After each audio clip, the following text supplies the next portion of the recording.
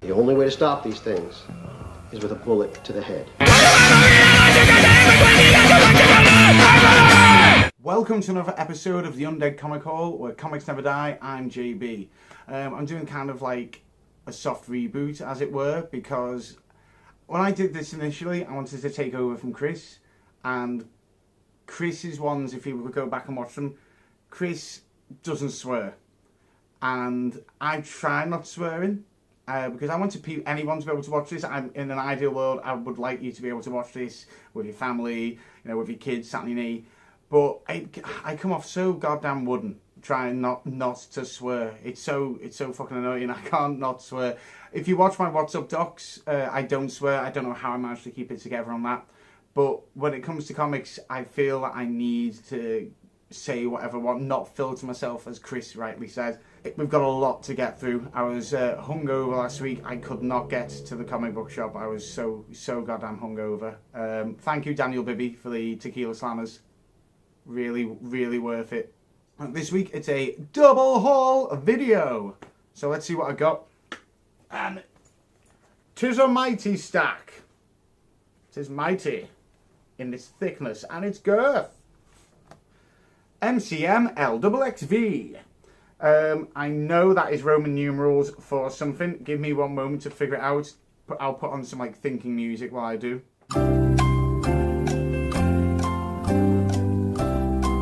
1975.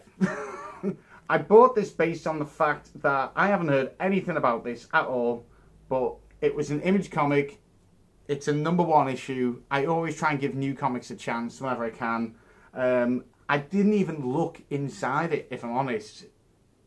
When you look at the stack I was just picking comics up. Let's just have a little look inside. So this is by Joe Casey, and the art is by Ian Mason. Oh, it's nice. Oh, yeah. Oh, look at that. Oh, yeah, no, I'm glad of this. We'll see what this is about. I mean, that and the picture seems to show that this character is kind of like Thor, but with a crowbar. This should be good. So, yeah, I'll tell you about that as the weeks go on. Next up was my actual comic pick of the week, was Cemetery Beach. I didn't want to do a comic pick of the week because there's like Farmhand and Immortal Hulk has come out, and I've recommended them before. This is by Warren Ellis. I trust this man. I like what he does, and it's on Image, which I do think is actually my favourite publisher.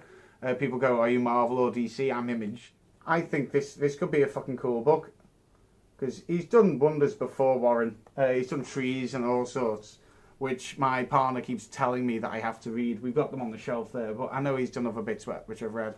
But yeah, Cemetery Beach, if you've read that, maybe we can talk about it on Twitter. Farmhand. Another Farmhand book coming out on the day that it said it would. Why do other comics struggle with this so much? Rob Gilroy's running rings around these people. This has been fantastic. This has been dead good. This kind of like weird, almost B-movie storyline of a guy growing limbs. I love this. I really love this book. It has shocked and surprised me. This feels like a thick one as well. The art is great. The dialogue is really good. There was something in the first issue I didn't like the dialogue too much, but yeah, I'd really honestly suggest go pick this up whilst you can, if you haven't already. But yeah, look at that little calendar on the back. Lovely. DC, it is Plastic Man. This has been by Gail Simone. I've been enjoying this. She got in trouble on the last one, apparently. Something to do with, I don't know if it was with the trans community, or she got in trouble. I think it was the way that Plastic Man pretended to be Harley Quinn and the way he dressed himself. And she apologised, but I personally didn't see anything. I heard about this and I read the comic, and I didn't know the bit they were talking about. So I'm guessing there's nothing like that in this one. But I mean, it's just so goddamn adorable, it's, oh my god, there's a lot of it. Look at this. Hold on, sorry, look. I've just done 3 pages to try and show you some stuff. Advertisement, and then advertisement, and then advertisement, and then double spread advertisement. Okay, I think she's been penalised slightly from the last one. The Amazing Spider-Man. This has been great. Nick Spencer has been really great with this. Although I was discussing with Chris on Chris's Comics, that he's done quite a jump in the storyline. Like, I mean, as you can see, there's Spider-Man holding Peter Parker. That's quite a thing to say. And he was just a bit nonchalant with how quickly he brought this in. And also kind of how it happened was quite nonchalant. Me and Chris were trying to explain how it happened and we couldn't. Like, we've read the comics several times and we couldn't actually figure out how it had happened. Maybe there's more answers, but I don't think we're getting any.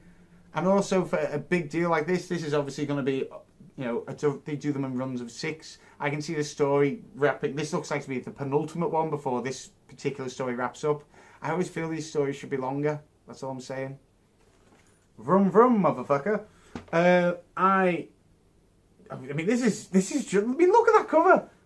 Why would you not want to pick this up? There's so many questions I've got on the basis of how the last one ended. And this team, there's Rocket and Groot armor. There's Howard the Duck with Juggernaut.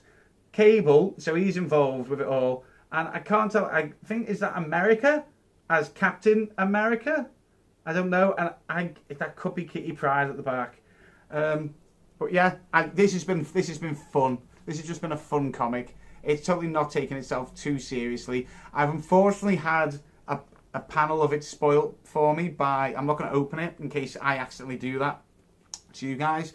But I had a panel spoiled to me by Stan Lee, of all people, his official Facebook, put up like a blog or something. And the picture that it shows, it previews, was quite a big panel in this storyline. So I don't know if you might have seen that, but I thought, like, whoever's running that, because it's not Stan Lee. Stan Lee is not running that Facebook profile, but sort it out, guys, because no one likes spoilers, and I'm pretty good at avoiding them. Immortal Hulk. Immortal Hulk number 5. This has been fun. And look, he's even getting a little bit of a review now. A horror superhero hybrid that doubles as a morality play. Alex Ross's covers have been great. I've loved the art in it as well. It's the usual. I mean, the thing with Hulk is it's hard to write him, because whereas you can play with the character and the horror, which that's what they've been go off the horror. People forget that. At the end of the day, he's this big, great thing, and his only enemy can be a big, great thing. His enemies can't vary because his powers don't vary.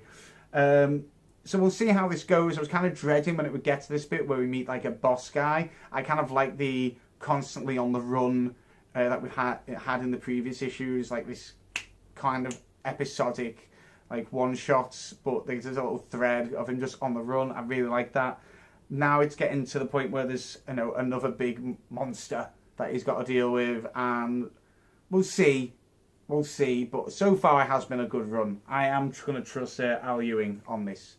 Batman Kings of Fear. Now this was another one which apparently came out on the week that I should have been recommending comics, but instead said nothing came out. I thought this was a continuation. I'll be honest, I didn't know this was a brand new run. I hadn't heard anything about this, but Chris alerted me to this. You might be thinking this looks a bit retro. It's because it's by Kelly Jones with some help from, I think it's Scott Peterson, and he did a load of books back in the early 90s, and that's why Batman's got those ridiculous kebab skewers for his head, and he's just done a modern one, a new story himself, but he wants to draw in the same way that he did back then, which is understandable. If that's his style. Weatherman. You know, I've been shouting out about this. It's just great. Jodie LaHupp and Nathan Fox have been doing a beautiful job in both artwork, storyline, promoting it on Twitter as well. I follow them on Twitter, and they're quite good at bigging themselves up, and they're quite interactive. You should, if you like it, let them know. They seem to be quite interactive with everyone. But this has been a joy to read, and has been filling in. Like, I used to read The Wicked and the Divine, but I fell off that a little bit. I've got to catch up. Sagas, of course, stopped. I need to catch up on Descender. I like a little bit of sci-fi, but I it's not always superheroes. I like me sci-fi. This is filling that sci-fi hole, and I hope it's filling your hole. So as you can see, I picked up a load this week. Hopefully next week it shouldn't be as big a load for you to fill your hole. What did you buy? Let me know in the comments down below, or even send me an email, talknerdyuk@gmail.com. Don't forget to rate, like, subscribe. Subscribe is important. I know I just say it nonchalantly, but please subscribe. Don't forget to head over to www.talknerdy.uk to look at the comprehensive comic list I put out every week, so you know what you're picking up and don't miss out, like I seemed to on my own fucking list. And also we have weekly vlogs on there and all sorts of stuff coming, and videos and all sorts. I've been JB and you've been watching the Undead Comic Haul, where comics never die. Keep talking nerdy. Peace.